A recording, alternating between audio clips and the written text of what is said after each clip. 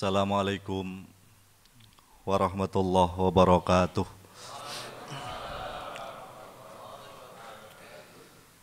Alhamdulillah. Asyhadu an la ilaha illallah wahdahu la syarikalah. Wa asyhadu anna habibana Muhammadan abduhu wa rasuluh. Allahumma salli wa sallim wa barik ala Muhammadin wa alihi wa ashabihi ajma'in. Amma ba'd. Para hadirin jamaah sholat subuh yang semuanya saya hormati rahimakumullah. Syukur alhamdulillah kesempatan pagi hari ini kita oleh Allah ditakdirkan dapat bertemu dalam keadaan selamat dan bahagia. Tentu kita memohon kepada Allah, mudah-mudahan keselamatan dan kebahagiaan ini oleh Allah dipanjangkan sehingga masih akan kita nikmati nyampe nanti di yaumil akhirah. Salawat dan salam kita mohonkan kepada Allah Subhanahu wa ta'ala. Mudah-mudahan senantiasa dianugerahkan kepada junjungan kita Nabi Muhammad sallallahu alaihi wasallam beserta seluruh keluarga beliau, seluruh sahabat beliau, dan seluruh pengikut beliau, dan mudah-mudahan kita kelak di yaumil akhirah diakui sebagai pengikut beliau. Hadirin yang saya hormati rahimakumullah, kesempatan pagi hari ini saya hadir di depan Bapak dan Ibu sebagai kernetnya Ustadz Rifki. Tapi justru ajudan yang disuruh maju terlebih dahulu, biasa lah, sing saya, sing carry itu biasa.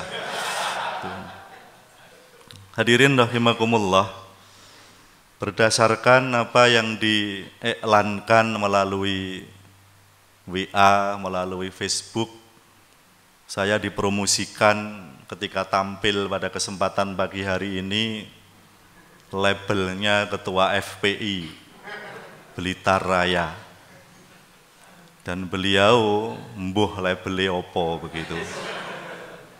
Nah, oleh sebab itu saya lebih tertarik untuk menyampaikan tentang ke-FPI-an yang hari ini kelihatannya dibunuh karakternya, difitnah, dicela, dicemooh, diupayakan diciptakan sebuah opini bahwa FPI itu jelek, orang-orang FPI itu kurang ajar, gerakannya anarkis, bahkan ada upaya-upaya dan inisiatif untuk pembubaran FPI. Itu panjenengan setuju ya oleh, ora setuju ya rapopo begitu. Wong kita hidup di republik sing ngono kuwi, setuju boleh, enggak setuju juga enggak apa-apa.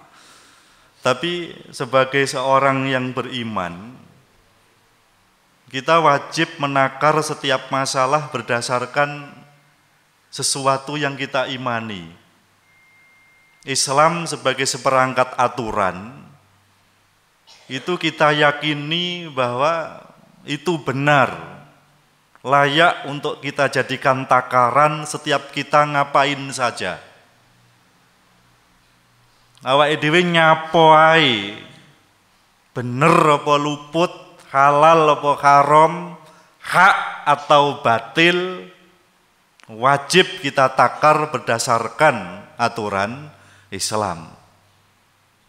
Ijab kabulnya sebagai bangsa Indonesia, kita boleh bersikap apa saja terkait dengan wacana dibubarkannya FPI. Panjenengan setuju boleh, tidak setuju monggo. Sebab kita hidup dalam negara yang demokrasi, bebas berpendapat. Tapi manakala kita punya pedoman hidup, punya landasan hidup, kita enggak boleh hidup sak geleme dhewe, Allah telah mengutus Rasul membawa aturan, maka aturan yang dibawa Rasul itu yang idealnya kita jadikan standar di dalam bersikap. Hadirin rahimakumullah, banyak orang yang setuju tentang pembubaran FPI karena memang nggak kenal dengan FPI. Kemudian media itu sudah kurang ajar. Kita itu mendapatkan berita yang nggak berimbang. Ketika FPI misalnya ngerusak kafe, ngerusak diskotik, itu yang diberitakan. Tapi 3 kali FPI ngirim surat kepada pihak yang bersangkutan, itu bukan berita yang menarik. Padahal anggaran dasar, anggaran rumah tangga FPI, ada kemaksiatan, wajib mengirim surat minimal 3 kali.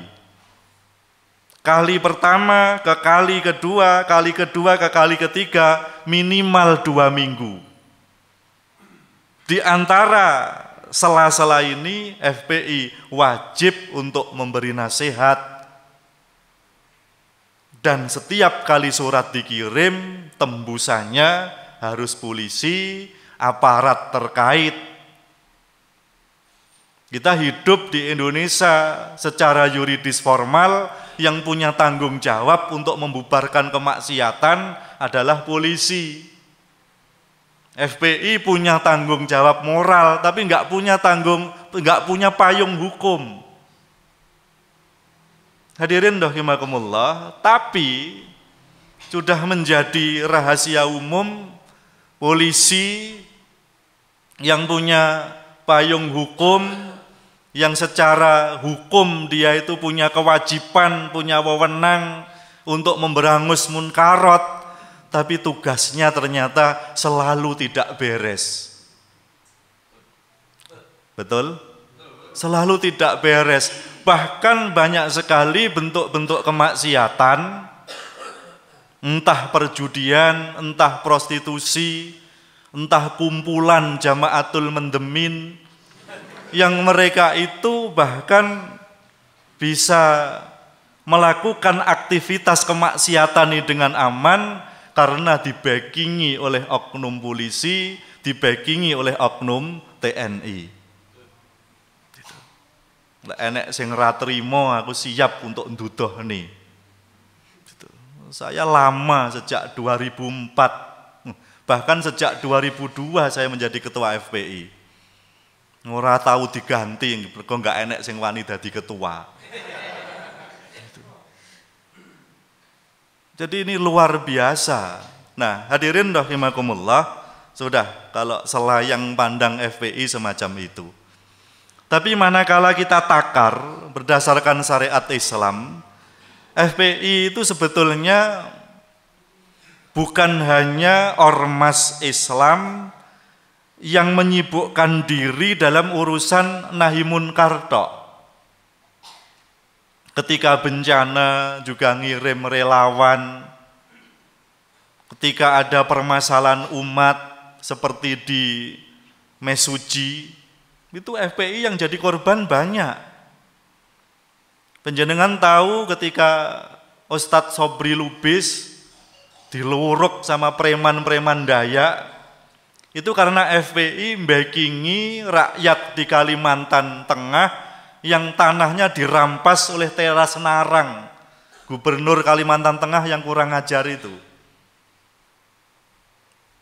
Pesawat mendarat sudah disambut sama preman-preman Dayak yang sudah bawa senjata tajam. Untungnya pilotnya cerdas. Pesawat mendarat, terbang lagi dibawa ke Banjarmasin.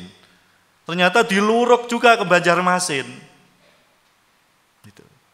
Jadi banyak sebetulnya masalah-masalah umat yang dibackingi oleh polisi, dibackingi oleh Brimob yang di Mesuji itu, yang FPI terpaksa turun tangan. Jadi orang mung masalah amar ma'ruf nahi munkar, urusane diskotik, urusane kaya bangsa Gedang Sewu, Baladewa, Semampir, Mbutuh dan sebagainya. Itu urusan kecil, banyak urusan yang lebih besar daripada itu.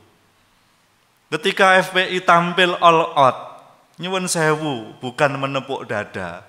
Hari ini secara yuridis memang Habib Rizik itu bukan pemimpin formal, tapi secara de facto kaum muslimin Indonesia banyak diwarnai oleh kepemimpinan beliau. Nah, oleh sebab itu lek digaris bawahi, lek wis teko garis bawahi meh bar Ustaz Rifki kayak jenengan. Jadi peran FPI kok kelihatannya dalam kondisi Indonesia yang carut marut ini sangat dibutuhkan. Hadirin rahimakumullah, landasan ideologisnya Allah Subhanahu wa taala di dalam Al-Qur'an banyak berfirman tentang amar ma'ruf nahi munkar, dan status daripada amar ma'ruf nahi munkar itu dikomentari oleh para mufasir adalah wajib. Sebab bentuknya amr. Konon menurut para mufasir, lek neng Al-Qur'an Allah dawuh bentuknya amr, bentuknya perintah, maka status perintah itu adalah wajib.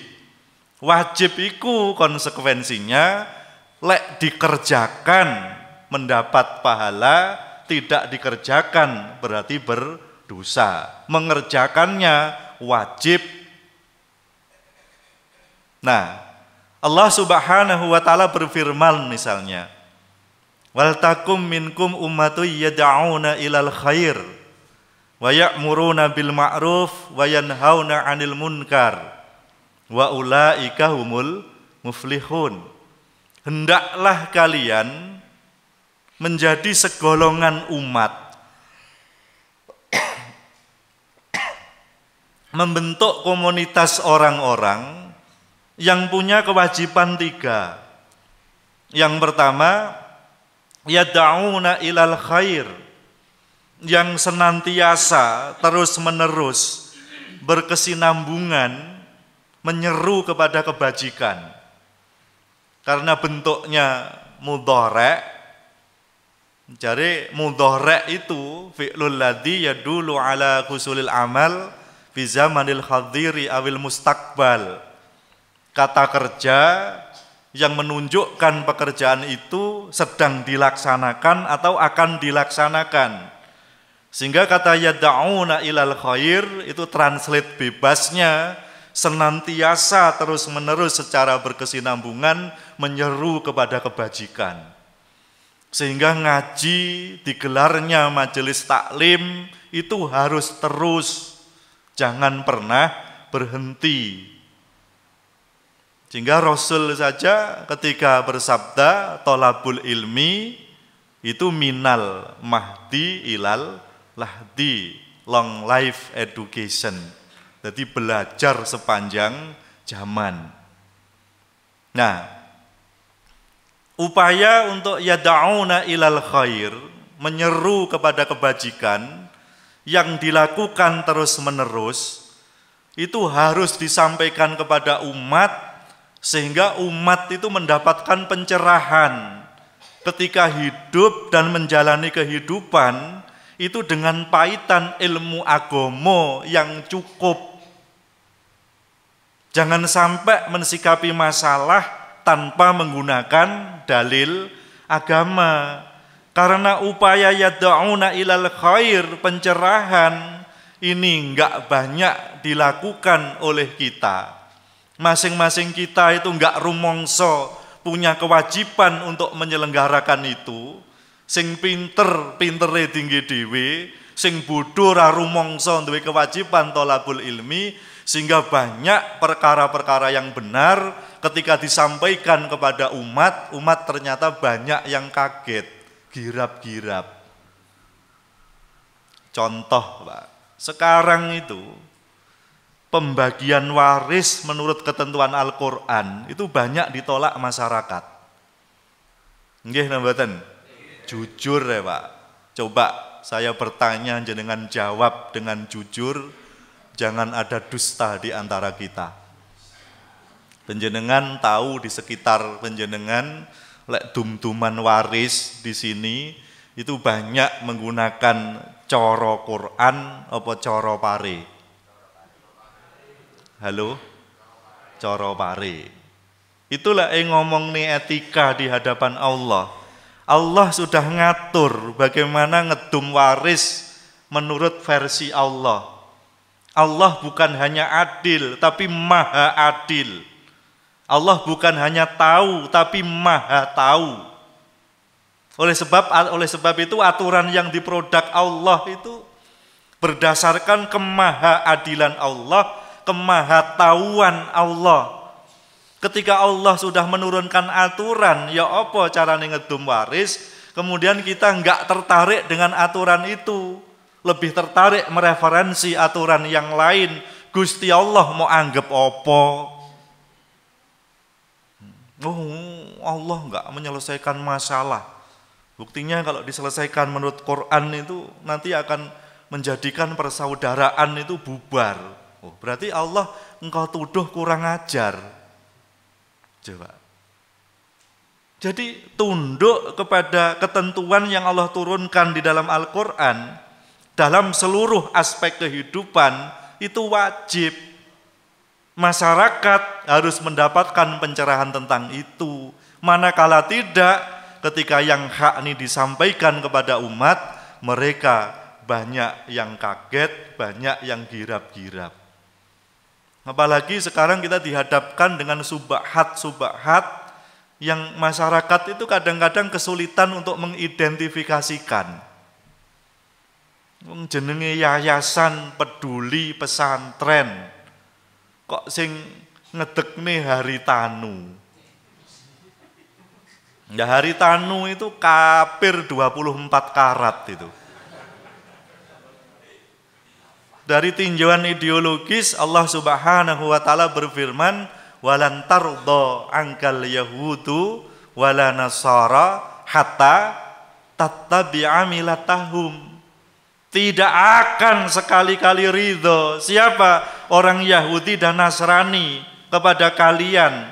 Targetnya apa? Hatta tattabi'a millatahum. Nyampe kamu mengikuti milah mereka. Duh. Lek Haritanu jelas orang Nasrani, dia enggak akan ridho dengan keislaman kita. Apapun yang dia lakukan, targetnya kita mengikuti milah mereka. Duh, lek Said Akil Sirot percaya, dia berpartisipasi mendirikan YPP, Yayasan Peduli Pesantren, disumbang 100 juta mau untuk kepentingan organisasinya, lah kuwi Al-Qur'ane dikemanakan? Coba. Itu kan yang jelas-jelas subhat mungguwe wong awam, tapi sebetulnya tidak subhat manakala umat mendapatkan pencerahan. Di Blitar itu kalau Muharram itu ada semacam karnaval, ada santunan anak yatim, ada pawai yang macam-macam. Itu hampir seluruh karnaval di Blitar yang diadakan umat Islam, itu kadang-kadang yang digiring itu jaranan, kadang-kadang ogoh-ogoh. Jenengan tahu ogoh-ogoh? Gitu. Ogoh-ogoh itu ogoh wedi, jadi kayak Riki itu.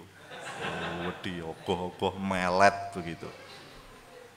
Nah itu kan terkait erat dengan teologi Hindu. Loh, hari besar umat Islam 1 Muharram kok sing digiring ogoh-ogoh. Lah ini masyarakat juga enggak ngerti, kenapa? Enggak mendapatkan pencerahan. Sehingga yad'una ilal khair harus dilakukan secara terus menerus. Kemudian yang kedua, ketika Allah memerintahkan kita harus membentuk segolongan umat yang terorganisir, setelah yad'una ilal khair wa ya'muruna bil ma'ruf, dan memerintahkan kepada yang ma'ruf. Kata yad'una ilal khair itu dipisahkan dengan wawu. Jenenge wawu wasol. Lek ditranslate dalam bahasa Indonesia maknanya dan. Berarti yang pertama dan yang kedua itu sesuatu yang berbeda. Ya'muruna bil ma'ruf wa yanhauna 'anil munkar. Apel dan salak. Apel sama salak sesuatu yang berbeda. Enggak mungkin apel dan apel. Enggak mungkin, podo kok enek dan. Ya'muruna bil ma'ruf, dan kata sebelumnya yad'una ilal khair dipisahkan dengan dan wawu wasol. Berarti dakwah dan amar ma'ruf itu sesuatu yang berbeda. Karena sesuatunya berbeda, maka teknis corone juga berbeda. Dakwah sama amar ma'ruf itu enggak sama Pak corone. Lek dakwah, Allah memberi resep, ud'u ila sabili rabbika bil hikmah. Seru ke jalan Tuhanmu dengan cara yang hikmah, dengan cara yang bijak. Tapi kalau sudah amar ma'ruf, itu kadang-kadang tidak hanya bilisan, kadang-kadang tidak bil amwal. Rasul itu membolehkan dengan cara memukul. Misalnya, muru auladakum bisolah, perintahan anakmu sholat ketika umur berapa? 7 tahun. Wadribuh, pukul dia lek panggah sholat ketika umur berapa? 10 tahun. Istri itu kalau sudah ada tanda-tanda nusus, itu yang pertama wa'iduhunna, kasih nasihat. Dikasih nasihat enggak kena, wahjuruhunna bil madhaji, pisahkan tempat tidur. Wis ngono mangga enggak sadar, kita dihalalkan untuk memukul. Tapi memukul dalam kerangka tarbiyah, mendidik. Jadi lek dipukul terus gawe doran pacul, itu sudah KDRT. Tapi memukul, misalnya dipukul bagian-bagian sing enggak permono agar dia ada perasaan takut, itu enggak apa-apa. Itu bagian dari ajaran yang Allah turunkan. Jadi anak perintah sholat ketika umur 7 tahun, 10 tahun bangga enggak sholat, boleh dipukul. Istri diomongi gak kena, dalam tahapan tertentu boleh dipukul. Itu namanya amar ma'ruf. Dalam tataran real, ternyata menghadapi munkarot, orang-orang yang kurang ajar, itu seringkali memang kita nggak cukup bilisan, kadang-kadang bil jotos, bil gepuk, kadang-kadang memang begitu. Coba penjenengan datanglah ke pondok pesantren Putri Darun Nikmah Gedang Sewu. Yang datang ke sana. Itu para santriwati itu, mbak cobi ke sini, ini saya bacakan ayat Al-Qur'an. Lek gelem ngrungokni, Pak. Cebeki, Pak panjenengan. Panjenengan datang ke diskotik gitu. Orang-orang yang karaokean, orang-orang yang happy di sana, jenengan panggil, jenengan bacakan hadis, enggak mau. Gitu, Pak. Kalau sudah taraf semacam itu sudah harus dengan menggunakan sedikit kekerasan. Anda melakukan kemungkaran, ini undang-undangnya. Anda menjual miras, sementara Disperindak Kota Blitar tidak pernah mengeluarkan lisensi penjualan miras. Anda melanggar perda. Tak lapor nih, dudoi, wali kota dudoi, polisi dudoi. Wah, ini bukan domainnya polisi, Pak, kalau perda. Terus apa? Satpol PP parani. Wah, piye lho, kabeh sambat. Ya wis, kita yang ngoprak kan kita. Asline ya saling sambat ngono kuwi ya, Pak. Wong dagelan. Dagelan, Pak. Lho, hotel-hotel itu kan sekarang itu kan bukan tempat untuk menginap, tapi itu tempat untuk mendelik. Jadi perselingkuhan supaya enggak diketahui.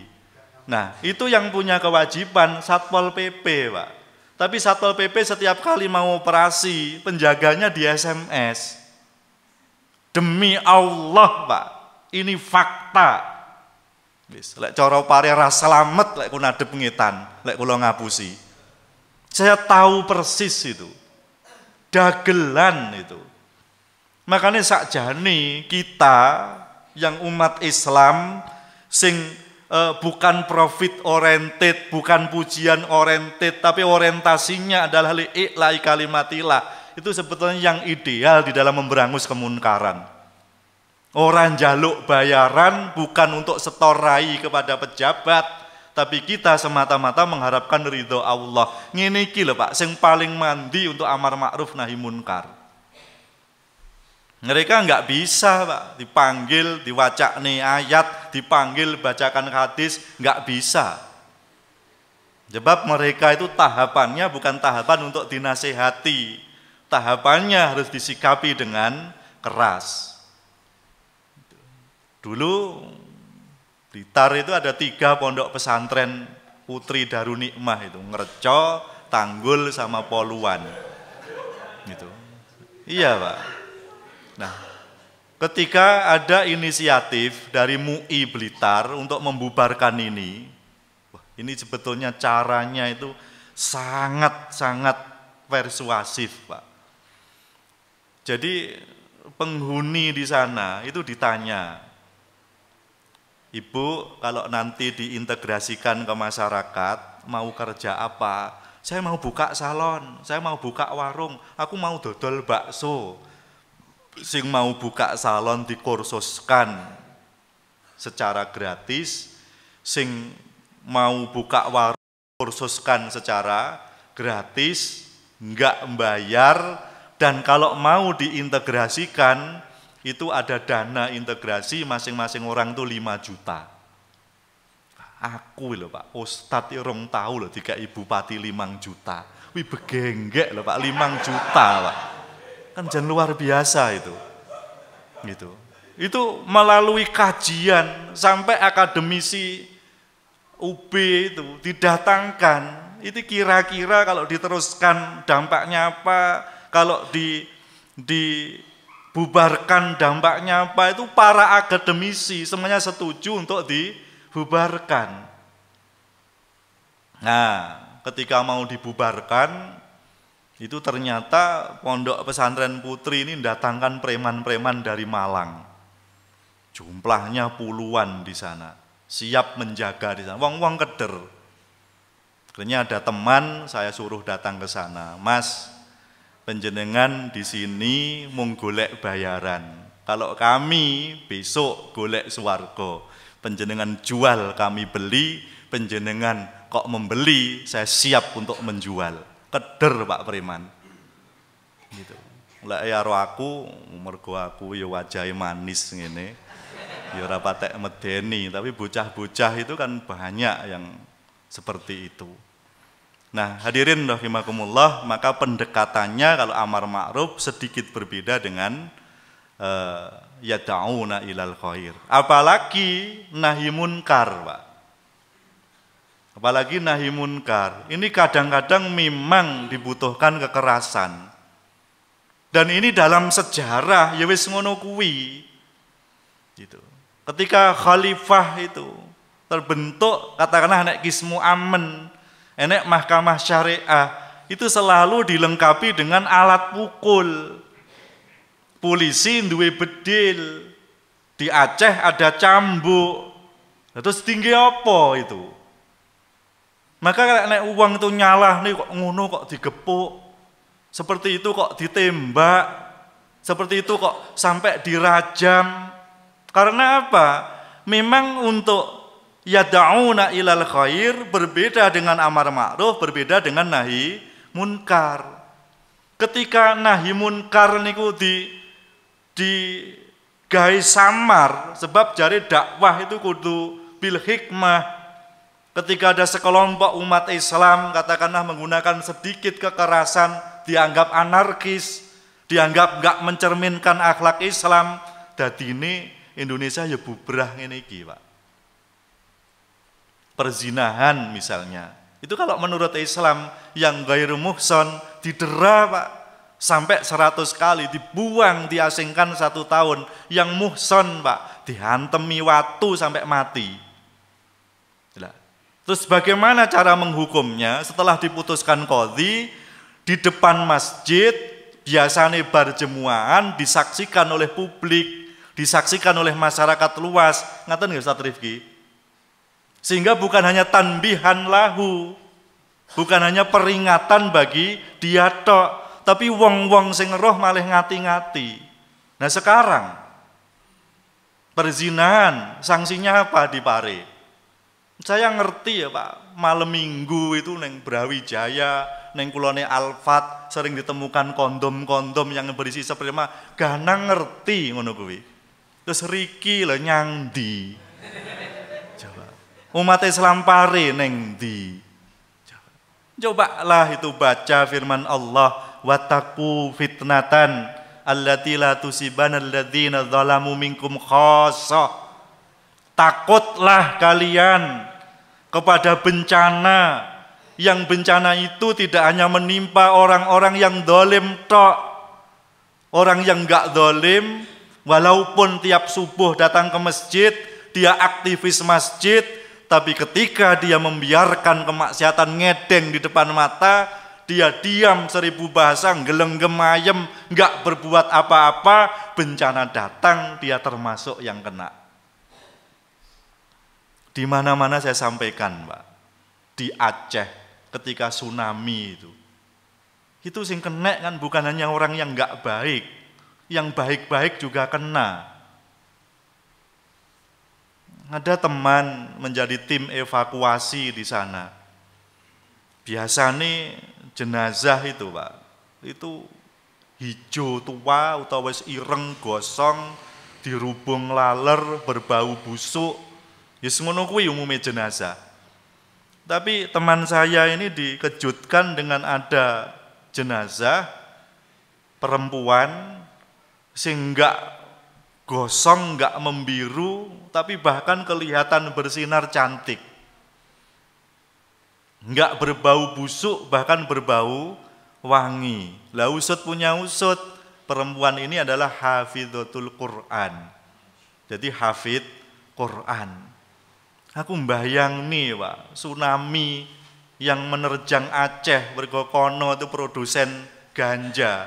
Ternyata sing kenek bukan hanya wong sing nandur ganja, hafid Quran kenek Pak. Hafid Pak kenek. Dan jenengan jus samar apal-apal. Gitu. Coba. Maka Pare yang sudah sedemikian ini memang kondang mergo nek kampung Inggris, tapi juga ada dampak sosial. Itu menjadi tanggung jawab panjenengan. Sagedipun tampi, Pak. Nggih pun. Assalamualaikum warahmatullahi wabarakatuh.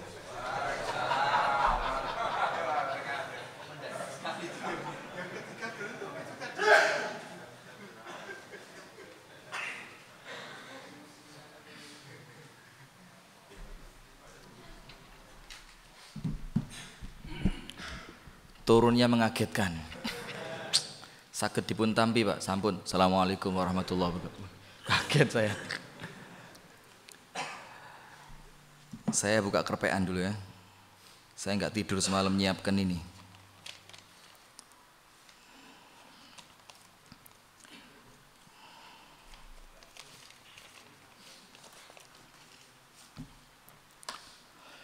Bismillahirrahmanirrahim. Assalamualaikum warahmatullahi wabarakatuh.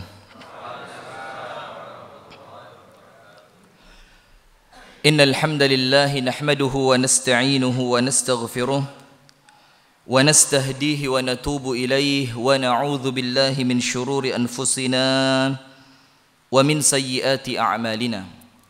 من يهده الله فلا مضل له ومن يضلل فلن تجد له وليا مرشدا أشهد أن لا إله إلا الله وحده لا شريك له وأشهد أن محمدا عبده ورسوله وصفيه من خلقه وخليله صلوات ربي وسلامه عليه وعلى آله وأصحابه ومن والاه أعوذ بالله من الشيطان الرجيم يا أيها الذين آمنوا اتقوا الله حق تقاته ولا تموتن إلا وأنتم مسلمون Allahumma anta rabbi la ilaha illa anta khalaqtani wa ana 'abduka wa ana 'ala 'ahdika wa wa'dika mastata'tu a'udzu bika min syarri ma sana'tu abu'u laka bi ni'matika 'alayya wa abu'u bi dhanbi faghfir li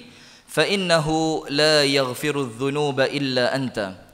Asbahna 'ala fitratil Islam wa 'ala kalimatil ikhlas wa 'ala dini nabiyyina Muhammadin sallallahu alaihi wasallam wa 'ala millati abina Ibrahim hanifan musliman wa ma kana minal musyrikin.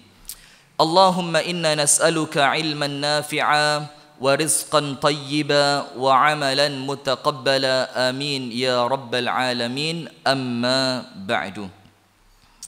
Kepada Ustadz Ganang, Ketua FPI Blitar yang kami hormati dan kami muliakan, akan tetapi ada satu yang perlu dikritik ini. Ketika saya lihat komen di Facebook, ketika kita share ini flyer gerakan sholat subuh kita di pagi hari ini, itu rata-rata komen-komen dari Blitar mengatakan, loh di Blitar ada FPI toh, seakan-akan tidak ada gerakannya. Tapi mohon maaf, tapi masih lumayan, masih ada. Pare gerakan tidak ada, ormasnya juga tidak ada, lebih parah lagi gitu kan. Jadi banyak komentar yang sangat miring, yang kalau kita baca itu kemudian kepengen rasanya ketemu sama yang nulis itu. Kalau diajak ngomong tidak bisa, ayo gelut-gelutan sekalian tidak apa-apa gitu. Komennya itu sangat greget no hati. Termasuk dibilang awas waspada, jangan sampai FPI masuk ke kampung kita. Ada yang dari Jombang nulis seperti itu, ada yang dari Pare juga nulis seperti itu. Awas waspada, jangan sampai gerakan FPI masuk ke Jombang, masuk ke Pare. La haula wala quwata illa billah. Kemudian kepada Ketua Takmir Masjid Al-Muhsinin yang kami hormati beserta seluruh jajarannya, dan kepada seluruh hadirin sekalian yang ikut bersama kami, walaupun tentu sebelum ini kita juga melakukan sholat subuh berjamaah, akan tetapi di pagi hari ini kita memiliki agenda lain selain kita mengikhlaskan niat sholat berjamaah untuk Allah Subhanahu wa Ta'ala, meraih ganjarannya dari Allah Subhanahu wa Ta'ala. Kita pun punya agenda, yaitu mensukseskan kegiatan bersama yang dilakukan oleh GNPF MUI Pusat, yaitu mereka mengagendakan untuk mengadakan sholat subuh berjamaah nasional. Akan tetapi kemudian untuk orang-orang yang rada nyinyir gitu, ngerti nyinyir ya? Nyinyir itu melihat sebelah. Jadi hati-hati, manusia ini punya dua mata. Yang satu ini mata lebah, yang satu mata laler. Kalau orang itu matanya lebah, insya Allah melihat orang lain itu positifnya terus. Walaupun tidak menutup kemungkinan ada negatifnya, akan tetapi yang dilihat karena matanya mata lebah, maka yang kelihatan itu yang indah-indah, yang baik-baik. Tapi mata yang kedua ini mata lalat. Yang ini kalau kita punya, sebagus apapun yang kita lakukan, sebaik apapun perjuangan yang kita lakukan untuk agama Allah, tetap yang dilihat karena laler, ya bau busuknya, kotorannya, bangkainya, itu yang dilihat. Maka hati-hati, kita ini mata ini harus dominan lebahnya dibanding lalatnya. Maka kami lihat di komentar teman-teman di Facebook yang kemudian sampai teman kami Mas Tony Dio itu sampai bilang, jangan dibaca kalau tidak kuat iman. Gara-gara komentarnya memang luar biasa sekali.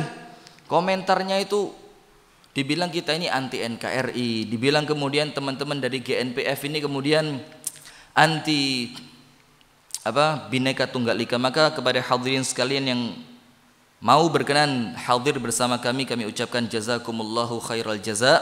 Semoga pertemuan kita ini mendapatkan keridhaan dari Allah dan dicatat oleh Allah Subhanahu wa Ta'ala sebagai suatu ibadah. Hadirin sekalian, karena ini acaranya GNPF, maka tidak seru kalau tidak ada takbirnya, tidak panas kalau tidak ada takbirnya, ya kan? Karena kami lihat yang belakang mulai itu yang baunya sampai ke sini, mendalnya itu ke sini. Maka perlu kita panaskan suasana dulu dengan kita mau bertakbir bersama, agar kemudian di sekitaran kampung Inggris ini yang sok Inggris itu yang masih tidur biar bangun gitu ya. Kita akan bertakbir. Allahu Akbar. Allahu Akbar. Allahu Akbar. Masih ngantuk? Keterlaluan kalau masih ngantuk. Hadirin sekalian, kami akan ambil materi di pagi hari ini, tidak akan panjang-panjang, paling 20 menit lah ya. Oh, panjang 20 menit. Kurang. Saya mau pulang sudah, Pak. Jadi saya akan ambil materi ya 20 menit pembukaannya. Nanti insya Allah isinya 2,5 jam.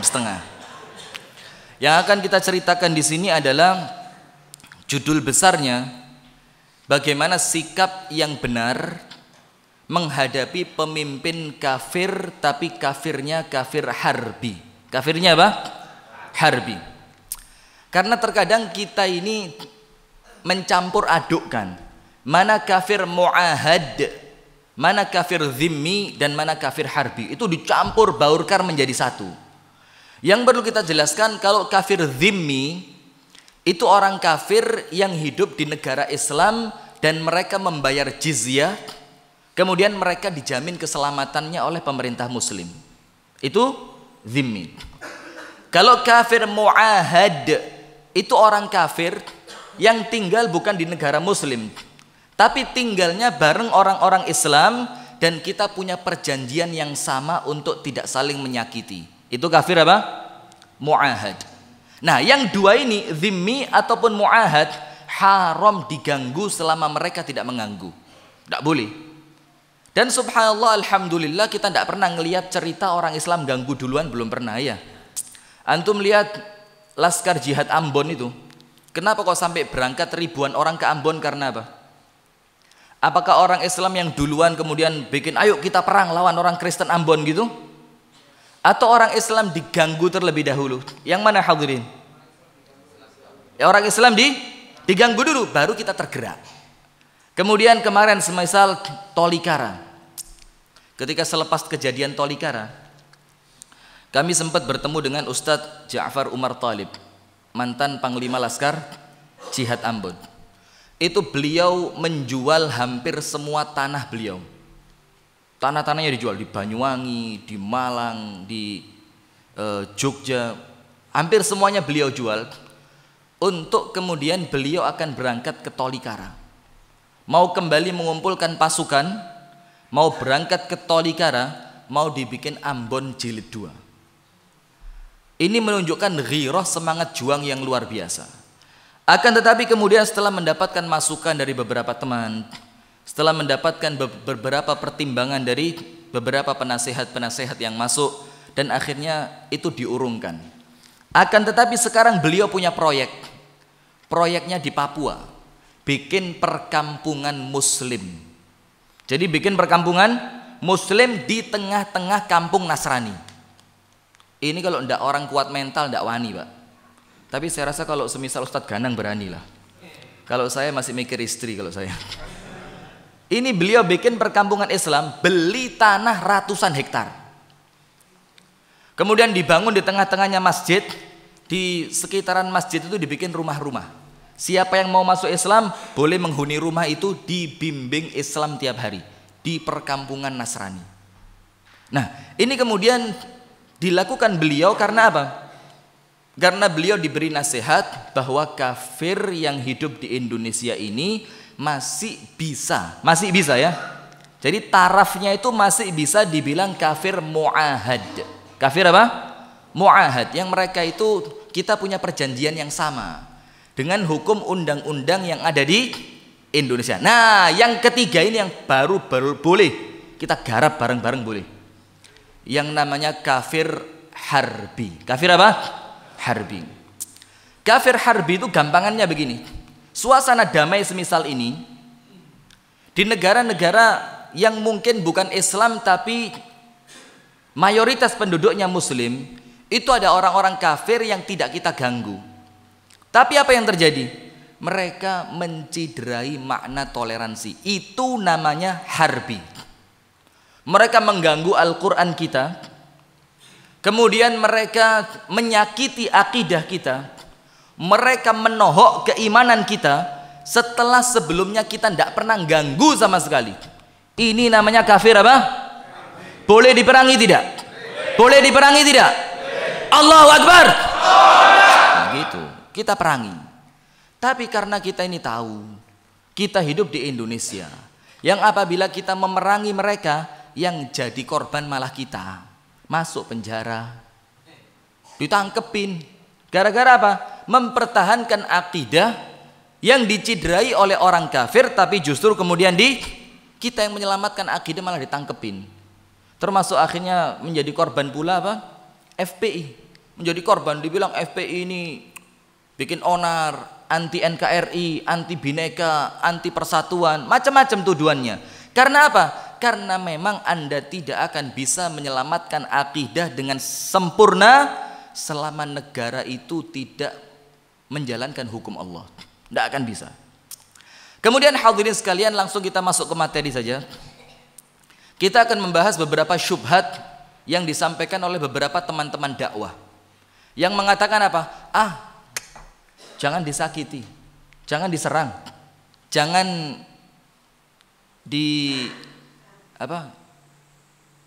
jangan dikerasi lah. Karena apa? Musa saja ngomong kepada Fir'aun yang si penista Quran ini, namanya siapa? Saya lupa nama itu. Saya sering kali ngomong ya, jangan dimasukkan ke memori. Eman-eman, ngabot-ngaboti memori. Jadi kalau itu nama masuk ke handphone antum, itu bisa jadi virus. Jadi keluarkan saja, pura-pura enggak ingat gitu loh. Walaupun ingat itu, siapa namanya? Enggak tahu gitu. Itu lebih bagus. Jadi kemudian mereka mengatakan, mana yang lebih kafir, mana yang lebih parah kekufurannya, mana yang lebih keras perlawanannya, antara si penista Quran ini atau Fir'aun? Keras mana? Jelas keras Fir'aun. Itu pun Nabi Musa suruh mengatakan, wa qula lahu qawlan layyina, katakan kepadanya kalimat yang lembut. Ini syubhat ini. Ini kalimatu haqqin urida bihil batil. Kalimat yang benar diambil dari Al-Quran, tapi diinginkan dari kalimat itu sesuatu yang batil. Nanti kita jelaskan bagaimana yang benar gitu ya. Apakah perlu kita ngomong lembut-lembut sama si dia ini? Kemudian yang kedua, mengenai tidak usah di demo lah, tidak usah diserang lah, doain saja. Dengar itu ya, dengar ya, bener ndak itu? Ya sama, itu kalimatu haqqin urida bihil batil. Kalimat yang hak, kalimat yang ketoke bener, tapi dari kalimat itu yang diinginkan sesuatu yang batil. Nah, sekarang yang pertama, ada firman Allah Subhanahu wa taala di dalam surah Thaha. Surat Thaha ini madaniyah atau makkiyah? Jangan keras-keras kalau salah. Kalau salah jangan keras-keras, malu nanti. Surah Thaha ini madaniyah atau makkiyah? Sudah dibilang kalau salah jangan keras-keras, dibaleni. Ini Thaha ini makkiyah, surat makkiyah yang turun pada fatrah Makkah. Maka santai saja ya, enggak apa-apa ya. Jadi salah itu bukan aib gitu loh ya. Aib itu kalau mengulangi kesalahan ngotot itu aib. Tapi kalau diingatkan nurut itu bukan aib ya. Sudah, ini Thaha surah Makkiyah. Maka nanti kita akan tahu dari Makkiyah sini ternyata tata cara dakwah di kota Mekah dengan tata cara dakwah setelah Rasulullah hijrah itu berbeda, tidak sama. Sama juga ketika Nabi Musa alaihi salam bersama saudaranya, siapa yang Nabi juga? Harun. Itu ketika mendakwai Fir'aun yang Allah katakan wa qula lahu qawlan layyina, ucapkan kepada Fir'aun itu ucapan yang lembut.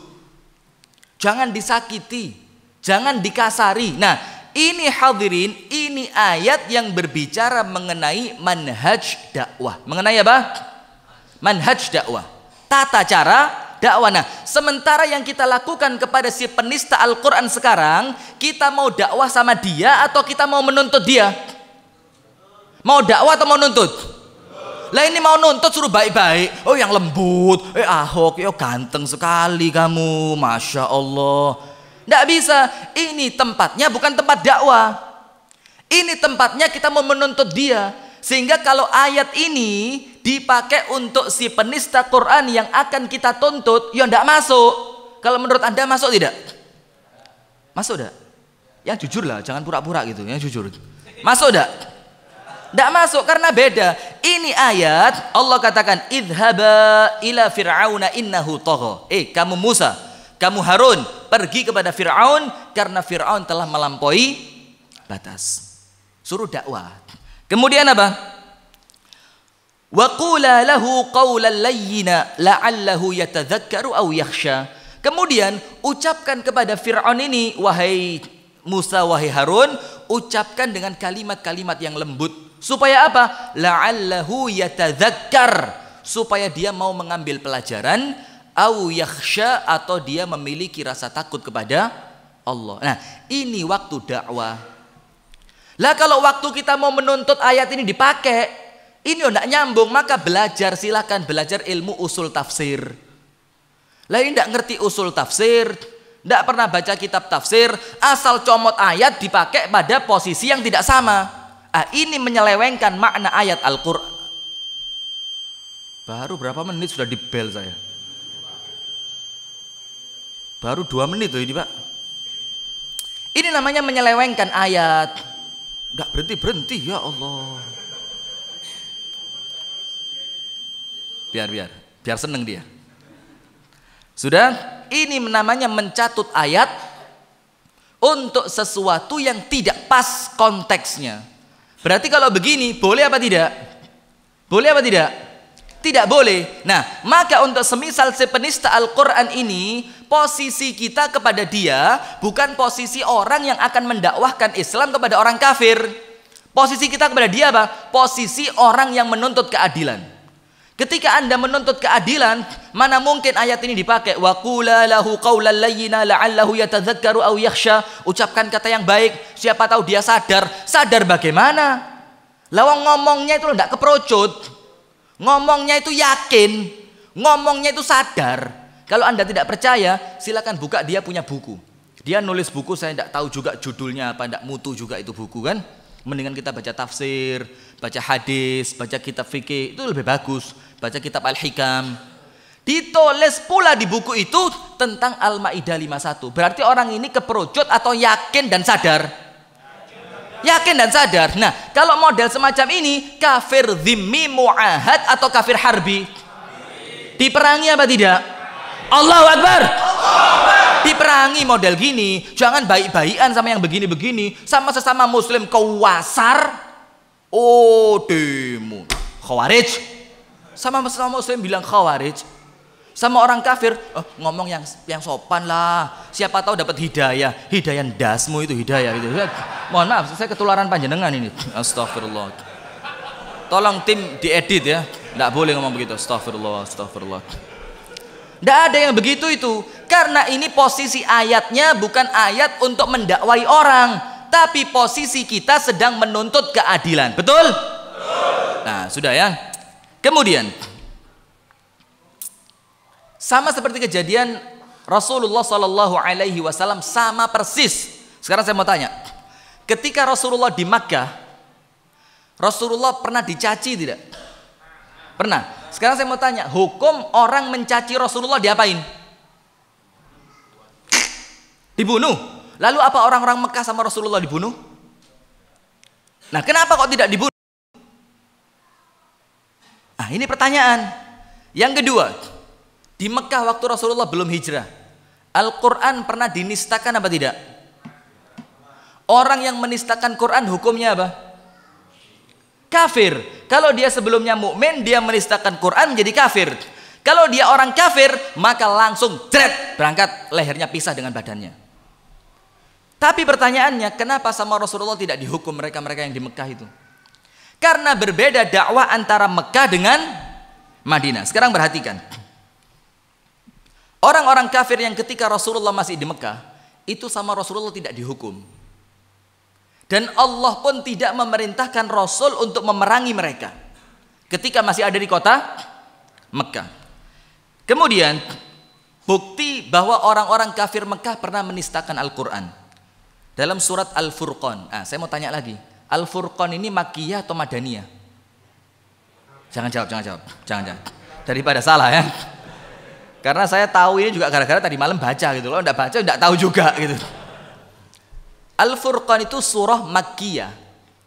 Maka dalam surat Makkiyah ini Allah menceritakan mengenai keadaan orang-orang kafir yang menistakan Quran, menghina Rasulullah, tapi kemudian dibiarin hidup, dibiarkan hidup, dibiarin karena fatrahnya masih fatrah Makkah, belum pindah ke Madinah. Orang kafir mengatakan apa? Wa qala alladzina kafaru in hadza illa ifkun iftarahu wa a'anahu alaihi qaumun akharun. Mereka katakan tentang Quran apa? Orang-orang kafir mengatakan sesungguhnya Al-Quran ini seluruhnya atau sebagian ayatnya mereka bilang apa? Ini pembohongan. Subhanallah ya, sama kafir zaman Mekah sama kafir zaman sekarang. Kafir Mekah sama kafir Jakarta sama. Jadi orang kafir Mekah dulu bilang apa? In hadza illa ifkun. Ini Al-Quran kecuali pembohongan saja. Iftarahu yang dikarang-karang. Kemudian apa? Muhammad dibantu orang lain buat bikin Quran ini karena Muhammad tidak bisa nulis. Maka bagaimana? Cari juru tulis, cari tukang syair, cari segala macam, suruh nulis. Maka kalian jangan mau dibohongi pakai Quran. Itu omongannya siapa? Orang kafir zaman Mekah dulu. Kafir zaman sekarang ngomong begitu tidak? Ngomong juga, jangan mau dibohongin pakai Al-Maidah 51. Sama enggak? Tapi waktu di Mekah tidak diperangi. Waktu di Mekah tidak diperangi. Karena apa? Memang hukum untuk memerangi orang yang menistakan Al-Quran belum ada.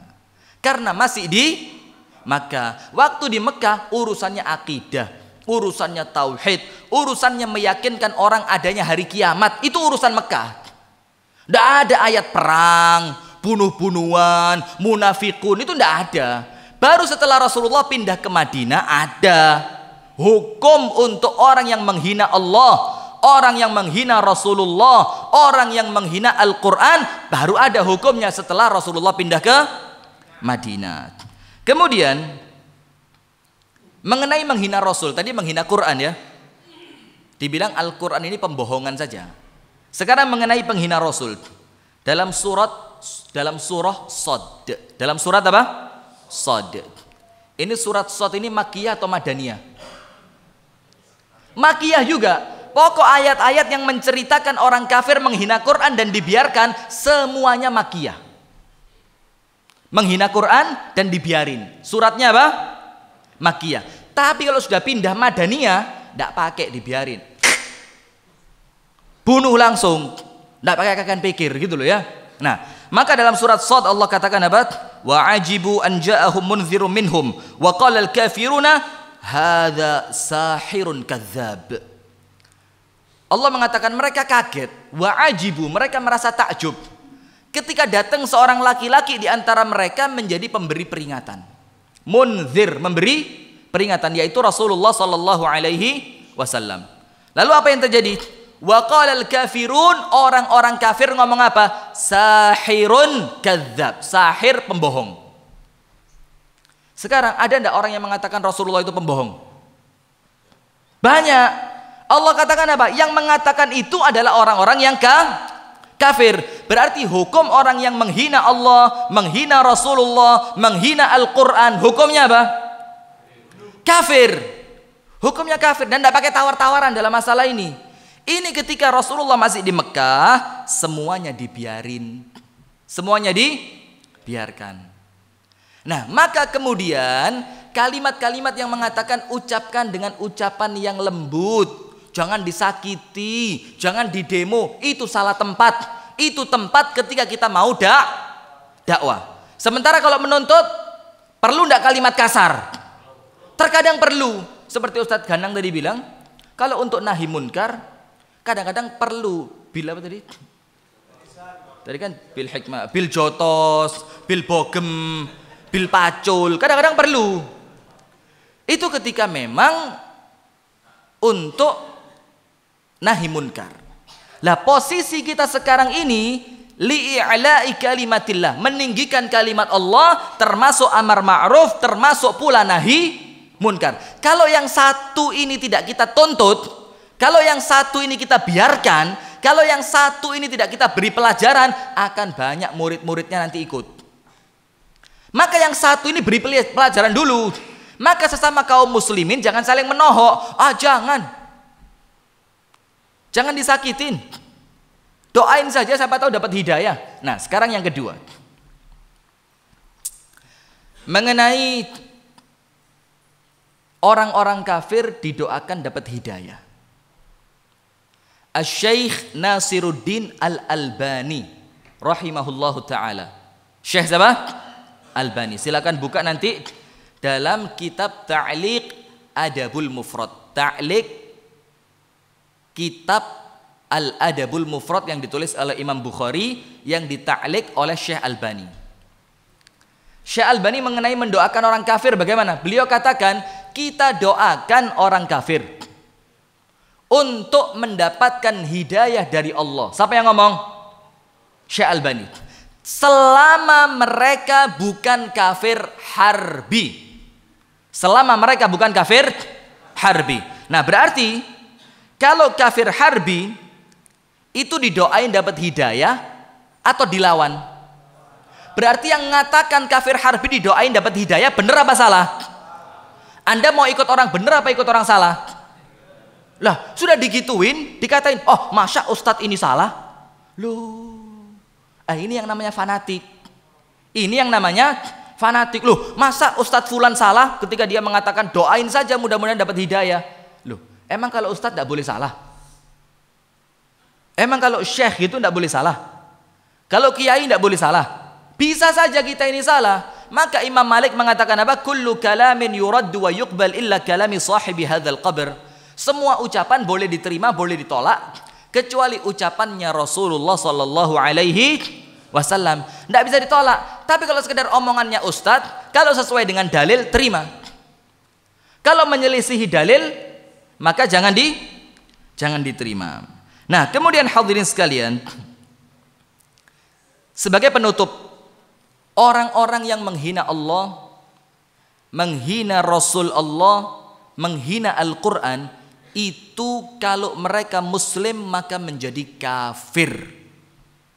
Ini Allah maktubkan dalam surah At-Taubah. Dalam surat apa? At-Taubah. Nah, At-Taubah ini baru surat Madaniyah. Surat perang ini. Sampai di awalnya pun tidak pakai Bismillahirrahmanirrahim. Karena jangan lembut-lembutan sudah. Perang kok lembut-lembutan. Bukan tempatnya orang perang Bismillahirrahmanirrahim. Perang itu Allahu Akbar, itu perang. Maka dalam surat At-Taubah pun Allah tidak pakai Bismillahirrahmanirrahim. Langsung diawali dengan apa? Bara'atun. Allah berlepas diri dari orang-orang kafir dan orang-orang musyrik. Ini menunjukkan ketegasan.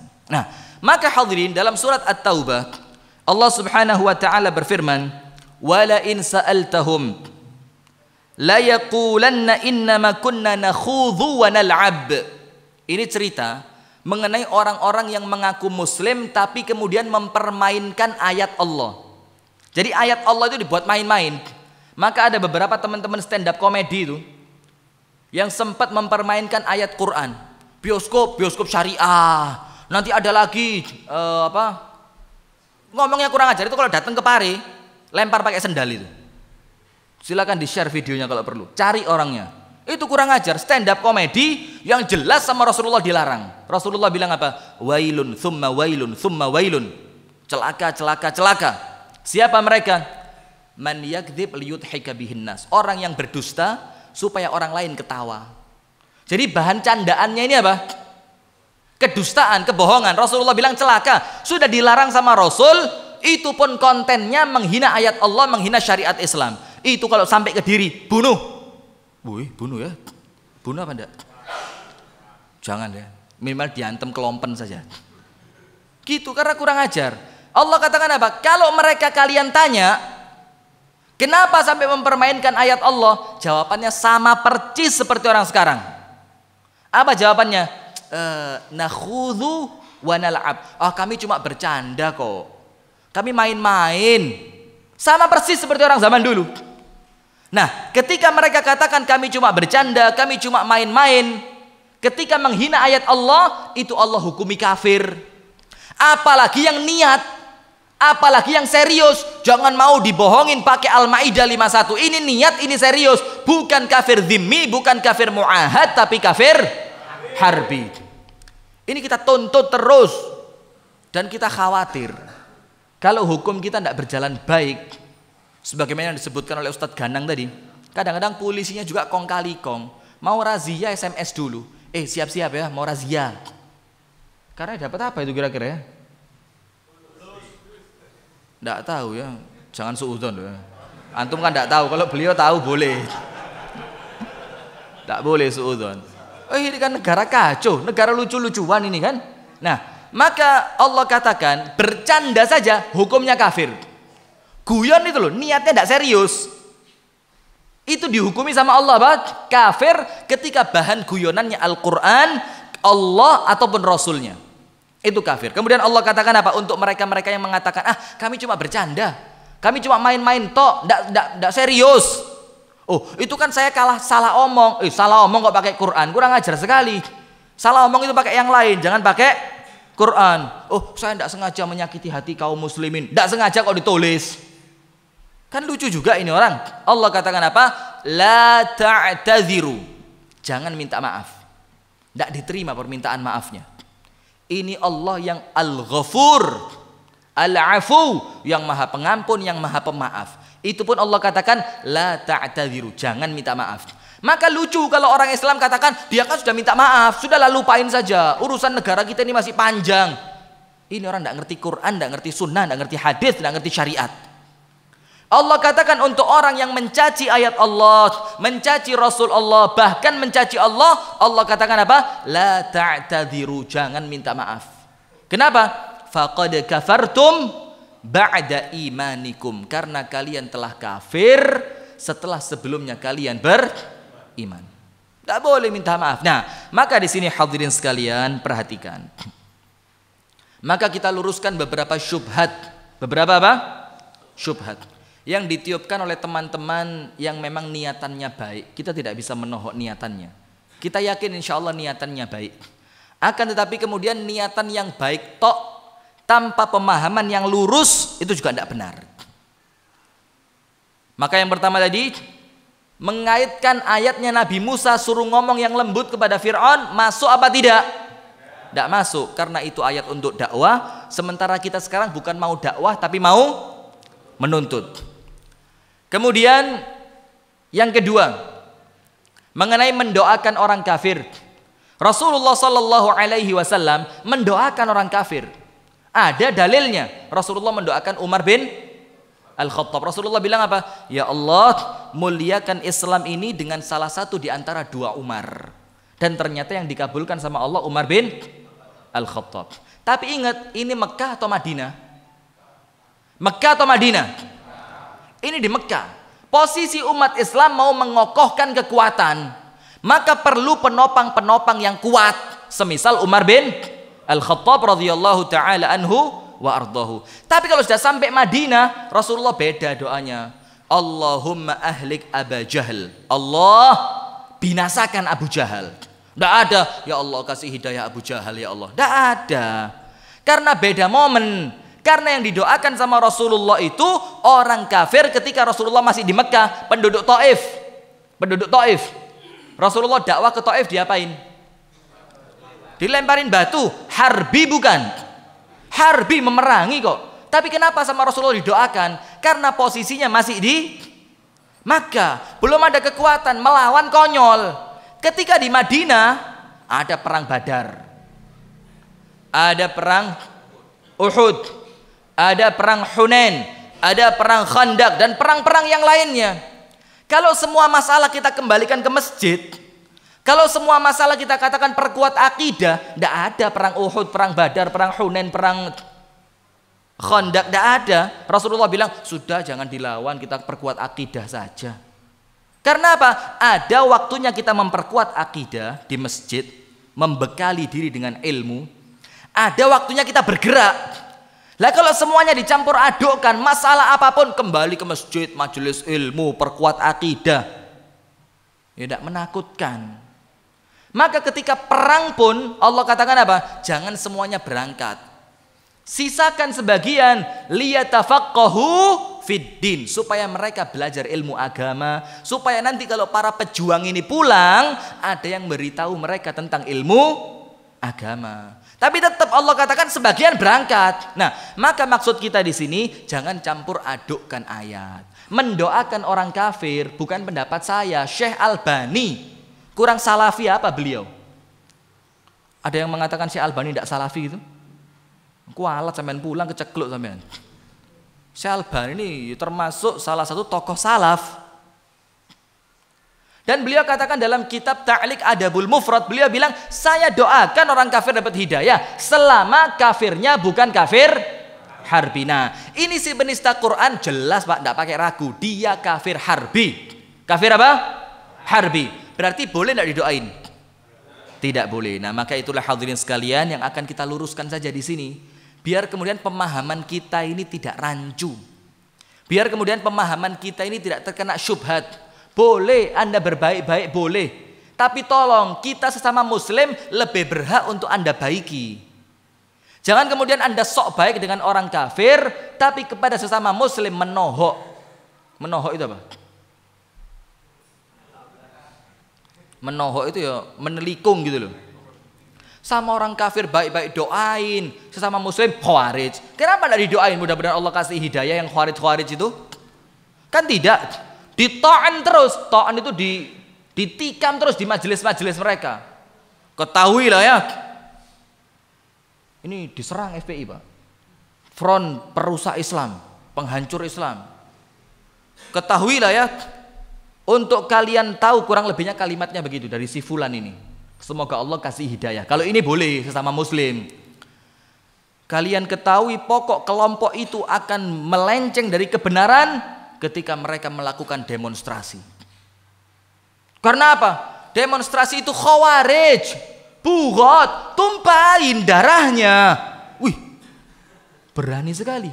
Dan subhanallah sampai hari ini tidak ada permohonan maaf. Sampai hari ini. Apalagi ditambah dengan kalimat-kalimat yang tidak simpatik. Dibilang seperti kebun binatang lah. Dibilang persatuan tidak di atas manhaj yang sama lah. Itu kan kalimat yang merusak kerukunan sesama umat Islam. Tapi kepada orang kafir tidak ada omongannya blas. Kepada penista Al-Quran tidak dibahas blas. Dia bilang apa? Janganlah kita bahas yang itu. Kita bahas ilmu akidah saja. Biar akidah kita lurus, tauhid kita mantep. Ini distorsi makna Islam yang sesungguhnya. Karena tidak semua masalah itu bisa selesai dengan masjid. Tidak semua masalah. Tidak semua masalah itu bisa selesai dengan majelis ilmu. Kita akui memang porsi masjid, porsi majelis ilmu itu mendapatkan porsi yang sangat besar untuk kemajuan Islam. Kita akui.